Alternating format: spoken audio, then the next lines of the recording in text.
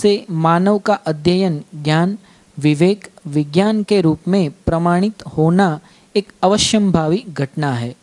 इस सह अस्तित्ववादी नजरिए से ज्ञान संपन्नता, विवेक और विज्ञान संपन्नता, मानवत्व सहित व्यवस्था और समग्र व्यवस्था में प्रमाणित होना आवश्यक व अवश्यंभावी रहा।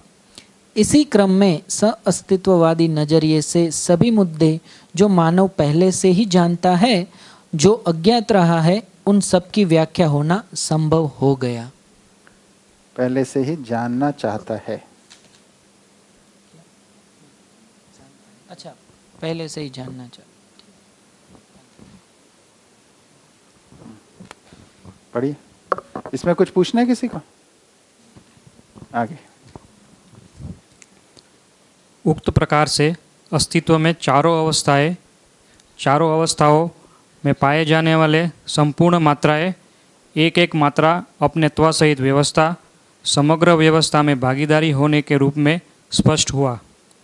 मानव के लिए मानवत्व सहित व्यवस्था और समग्र व्यवस्था में भागीदारी के अर्थ में ही सार्थक होने के लिए यह अध्ययन प्रस्तुत हुआ।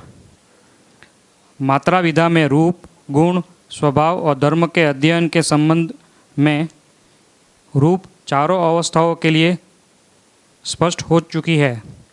अब गुण और स्वभाव के संबंध में स्पष्ट होना आवश्यक है। स्वभाव चारों अवस्थाओं में भिन्न देखा जा रहा है। पदार्थ अवस्था में संगठन विघटन या किसी से विघटन क्रिया के रूप में स्वभाव को पदार्थ अवस्था में देखा जाता है। प्राण अवस्थाओं में स्वभाव सारकता मारकता के रूप में देखने को मिलता है। सारकता स्वयं में विपुल होने के अर्थ में, दूसरा जीव संसार के लिए उपयोगी होने के अर्थ में। मारकता का मतलब अपने बीज व्यवस्था को विपुल बनाने में अड़चन पैदा करने की क्रिया और जीव संसार के लिए रोग मृत्युकारक होने की स्थिति से है। जीव संसार में स्वभाव को क्रूर अक्रूर के रूप में पहचाना गया है। अक्रूर का अर्थ है दूसरे किसी जीवों का हत्या न करना, मांस भक्षण न करना, वनस्पति आहारों पर जीते रहना। इस प्रकार से क्रूर अक्रूर दोनों स्पष्ट होते हैं। दूसरे भाषा में मांसाहारी शाकाहारी के रूप में जाना जाता है। तीसरी भाषा में हिंसक अहिंसक भी कह सकते हैं। ज्ञान अवस्था का स्वभाव धीरता, वीरता, उदारता, दया, कृपा, करुणा होना पाया जाता है। यही मानव स्वभाव के रूप में स्पष्ट होता है। मानव विरोधी स्वभाव हीनता, दीनता, क्रूरता सहित परधन, परनारी या परपुरुष, परपीड़ा के रूप में गण्य है। जो इन प्रवृत्ति में रहते हैं वे ही पशु मानव, राक्षस मानव में गण्य होते हैं। ये दोनों मानव विरोधी होना पाया जाता है। मानव विरोधी स्वभाव वाले शनै शनै मानवीय स्वभाव में परिवर्तित होने की संभावना बनी रहती है। इसी आधार पर सार्थक शिक्षा का प्रस्ताव है। दूसरी भाषा में सह अस्तित्ववादी शिक्षा का प्रस्ताव है। धीरता का तात्पर्य मानव न्याय के प्रति सुस्पष्ट और प्रमाणित रहने से है। सुस्पष्ट होने के लिए अध्ययन और परंपरा ही एकमात्र आधार है। परंपरा अध्ययन कार्य का धारक वाहक है। अध्ययन वर्तमान में होता ही रहता है। वीरता का तात्पर्य स्वयं न्याय के प्रति निष्ठान्वित, व्यवहारवित, प्रमाणित कर रहते हुए लोगों को न्याय सुलभता के लिए अपने तन, मन, धन को समर्पित करने से ही है। यह भी शिक्षा विधि से ही और लोक शिक्षा विधि से ही सार्थक होना पाया जाता है। उदारता का तात्पर्य है अपने में से प्राप्त तन, मन, धन रूपी अर्थ को उपयोगिता विधि से, सदुपयोगिता विधि से, प्रयोजनीयता विधि से उपयोग करना। उपयोगिता विधि का तात्पर्य शरीर पोषण, संरक्षण और समाज गति में प्रयोग करना है। सदुपयोगिता का तात्पर्य अखंड समाज में भागीदारी करते हुए वस्तुओं का अर्पण समर्पण करना है। प्रयोजनीयता का तात्पर्य सार्वभौम व्यवस्था में भागीदारी करना है, वह भी स्वयं स्फूर्त स्वायत्त विधि से। राकेश भैया, ये पैराग्राफ कैसे लिखा हुआ उसमें एग्जैक्टली ऐसे ही था? हाँ,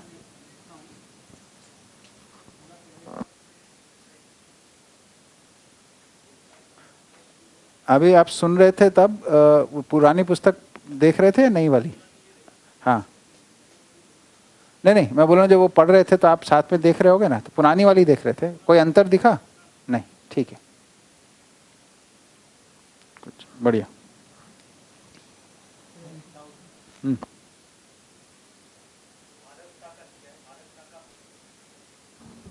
मारकता का मतलब अपने बीज व्यवस्था को विपुल बनाने में अड़चन पैदा करने की क्रिया हम्म, और जीव संसार के लिए रोग मृत्युकारक होने की स्थिति से है।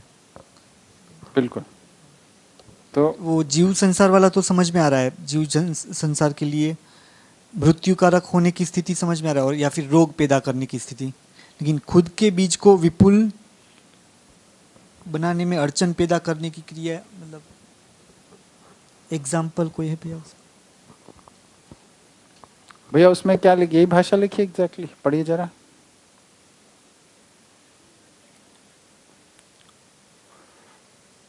में तो बहुत एडिटिंग की जरूरत है ना? मात्रा विधा के में रूप है ना, वो पैराग्राफ जो है।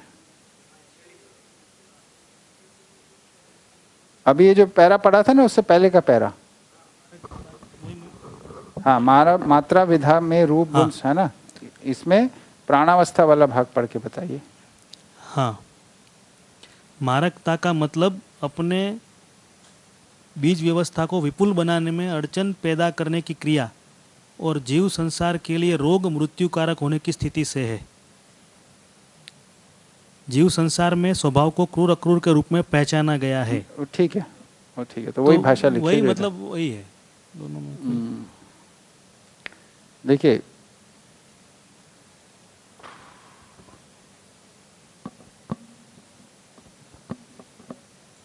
मारकता का मतलब अपने बीज व्यवस्था को विपुल बनाने में अड़चन पैदा करने से। अपने ही बीज में अड़चन थोड़ा ना पैदा करेगा।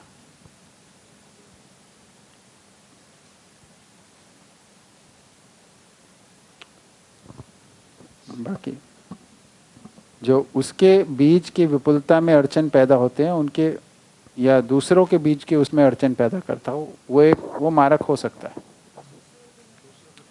है ना, अपने में नहीं होगा। हाँ हाँ, ठीक है, वो वैसे ही रखिए अभी, है ना, क्योंकि ये तो मेरे को भी नहीं पकड़ में आ रहा है, ये कैसे लिख दिया। प्राणावस्था में स्वभाव सारकता मारकता रूप में देखने को मिलता है। सारकता स्वयं में विपुल होने के अर्थ में है, दूसरा जीव संसार के लिए उपयोगी होने के अर्थ में है। मारकता का मतलब अपने बीज व्यवस्था को विपुल बनाने में अड़चन पैदा करने की क्रिया।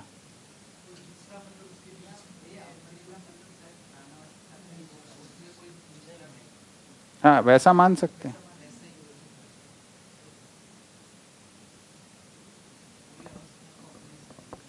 नहीं, देखिए ना, सारकता स्वयं में विपुल होने के अर्थ में, दूसरा जीव संसार के लिए उपयोगी होने के अर्थ में, ये ठीक है।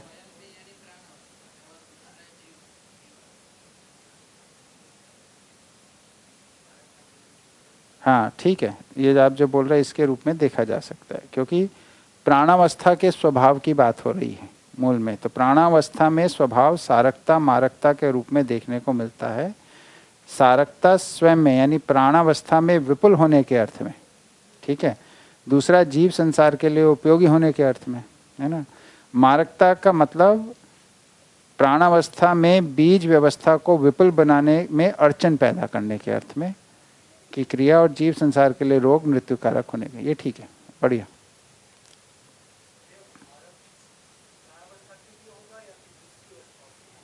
जो प्राण रचनाओं के लिए होगा ना, तो वनस्पतियों के लिए भी होगा और जीव शरीर और मानव शरीर के लिए भी होगा।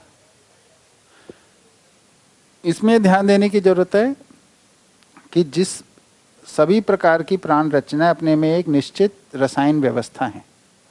तो कुछ रसायन किसी के लिए पोषक हैं तो दूसरों के लिए शोषक हैं।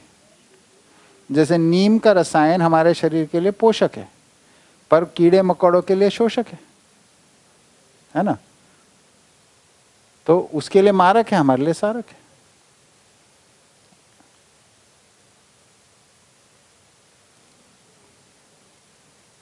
ठीक है।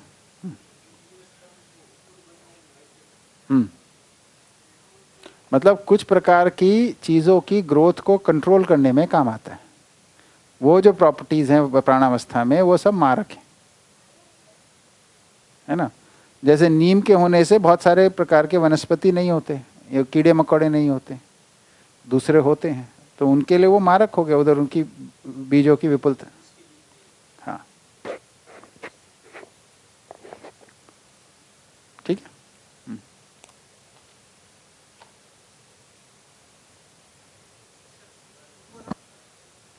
उर्वरकता, फर्टिलिटी। इसका एक एग्जाम्पल ऐसा भी है कि जैसे वो अंजीर का पेड़ होता है, उसके नीचे और कोई पेड़ नहीं होता। हाँ इस तरह से भी ठीक बात है, ठीक बात। देखिए एक तो चीज होती है उसका मतलब सम विषम गुण होना, है ना। एक कि सारक मारक, एक मतलब एक उसका स्वभाव ही ऐसा है, अधिक बहुत सारे के ऊपर वो ऐसा नेगेटिव प्रभाव डालता है। उस रूप में देखना चाहिए इसको ज़्यादा, है ना। तो जहरीली चीज़ होगी वो, क्योंकि ये जो रासायनिक संसार अभी सजा हुआ है, ये जो हमारा मानव शरीर के अर्थ में सजा हुआ है ना। उसी अर्थ में पूरा जीव संसार है, उसी अर्थ में फिर वनस्पति संसार है। तो वनस्पति संसार में जो मारक चीज़ें होंगी, है ना, जैसे किसी वनस्पति को खा के किसी मतलब जानवरों को नुकसान होता है तो मानव वो नहीं खा सकता। तो बहुत सारी चीज़ों को के लिए मारक हो सकता है वो,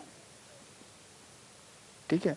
वो विषैले जो चीज़ें, है ना, ऐसे ही बहुत सारी चीज़ों के लिए वो जो चीज़ें पोषक हैं, खाने वाली है, तो अनेकों प्रकार के जीव जंतु उसे खा सकते हैं इस तरीके से, है ना। वनस्पति संसार में आपस में भी ऐसा ही देखने को मिलता है काफ़ी कुछ। तो विषैलापन जो है वो एक प्रकार से वो काफ़ी अधिक मात्रा में नुकसान पहुँचाने, मतलब वो एक स्वभाव के रूप में जब देखेंगे तो एक लॉन्ग टर्म गुण है वो, है ना। उसकी आवश्यकता होती है प्रकृति में, इसलिए जरूरी है। सही बात, ठीक है। आगे पढ़ू भाई आगे। हाँ। दया का तात्पर्य पात्रता के अनुरूप वस्तुओं को उपलब्ध कराने की क्रिया से है। कृपा का तात्पर्य उपलब्ध वस्तु के अनुसार पात्रता को उपलब्ध कराना है। यह वस्तु के अनुरूप पात्रता के अभाव की स्थिति में हो जाना पाया जाता है। करुणा का तात्पर्य वस्तु भी ना हो, पात्रता भी ना हो, इन दोनों की स्थापित करने की क्रिया है। मानव दया, कृपा, करुणा पूर्वक मानव, देव मानव और दिव्य मानव के रूप में वैभवित होना पाया जाता है। ऐसे वैभव देश, धरती, मानव के लिए अत्यधिक उपयोगी होना पाया जाता है। मात्रा सिद्धांत सार रूप में इस प्रकार समझ में आता है। एक एक के रूप में विद्यमान वस्तु इकाई मात्रा है। इकाई में रूप, गुण, स्वभाव, धर्म अविभाज्य रूप में वर्तमान है।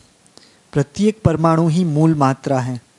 मूल मात्रा परमाणु होना इसलिए स्पष्ट हुआ है कि इकाई जो परिभाषित होता है यह स्वयं में व्यवस्था हो और समग्र व्यवस्था में भागीदारी करता हो।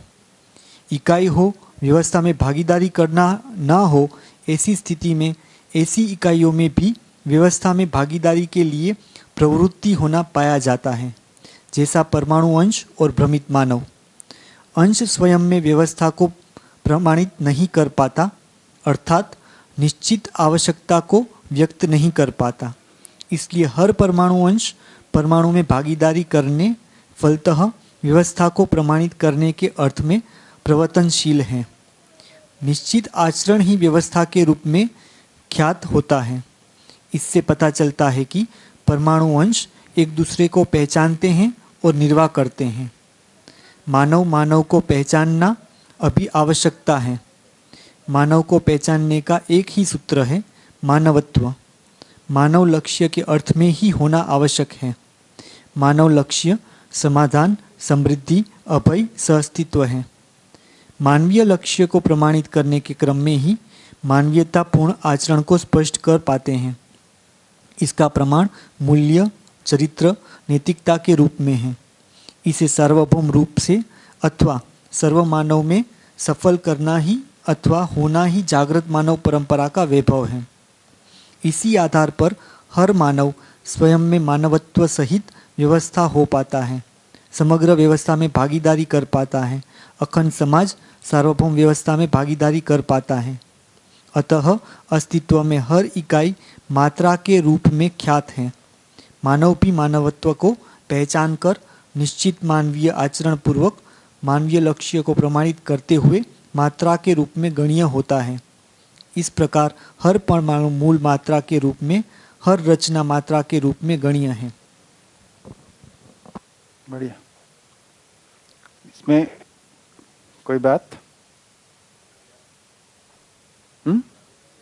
हाँ, ये तो पूरा रेपिटेशन था, वही कॉपी पेस्ट हो गया लगता है।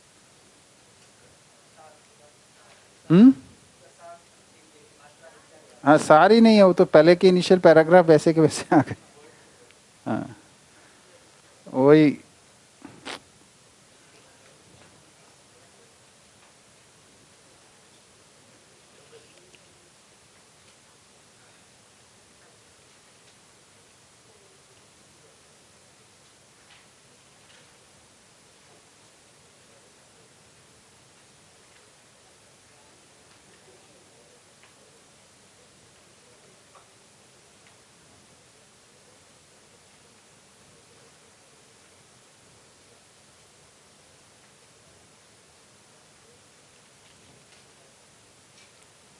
ठीक है।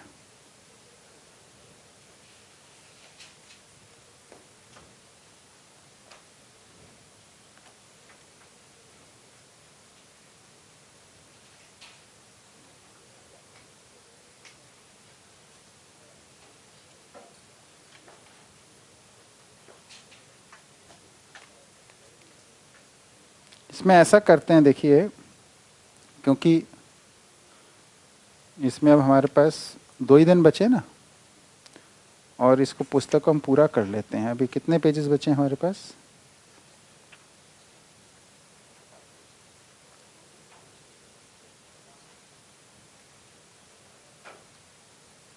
है ना, हमारे को पढ़ना है ये 104 से, है ना, 162 तक, है ना, 162 तक पढ़ना है 104 से। तो इसको अगर हम जो रीडिंग कर रहे हैं, कल ऐसा करते हैं, पहले 2 घंटे में हम लोग 3 ग्रुप बना लेते हैं। हाँ, रीडिंग के, है ना, कोई एक ग्रुप इधर बैठ जाए, इधर एक पीछे बैठ जाए, और इसको रीडिंग करके इसका सार भाग को निकाल ले, 20-20 पेज के मोटा मोटा, क्या ना, उसमें क्या क्या बिंदु हैं, तो ताकि फिर हम उसके बाद चर्चा कर लें। मैंने ये 2 ग्रुप बना लें, कल कुछ पार्ट कर लें, परसों कुछ पार्ट कर लें, ऐसे, है ना, 2 ग्रुप बना लेते हैं ऐसे। तो फिर आप लोग उसको, मतलब 2 ग्रुप के अंदर इसको, मतलब कुछ एक सेक्शन को पढ़ लें, दूसरा फिर आप लोगों की क्या फाइंडिंग्स रही उसको पहले शेयर कर लें, फिर कोई स्पष्टीकरण की आवश्यकता है उसको मैं कर देता हूँ, है ना, तक। हाँ, अलग अलग चैप्टर को, तो चैप्टर्स देख लेते हैं इसमें क्या क्या है। तो पहला है गुण स्वभाव धर्म, बल शक्ति,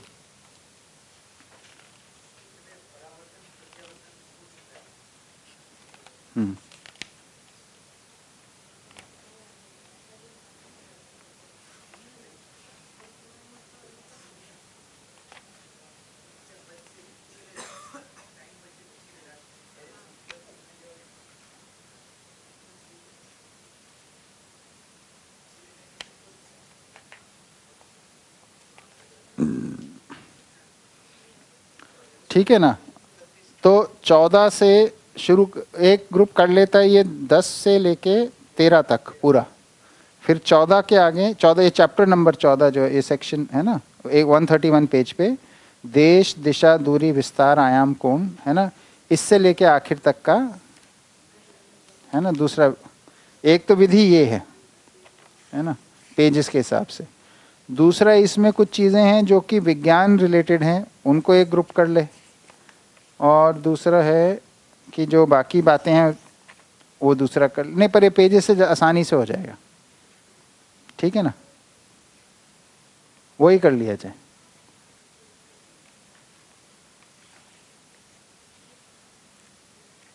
ठीक है ना, मेरे ख्याल से इसको ऐसे ही कर लेते हैं, इससे पुस्तक पूरी हो जाएगी, है ना।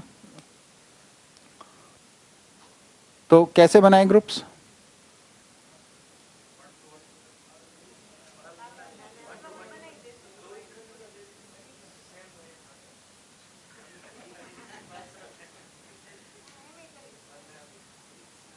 कैसा ठीक रहेगा बताइए आप लोग।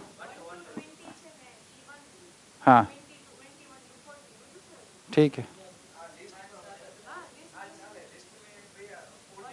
हाँ तो 1 to 20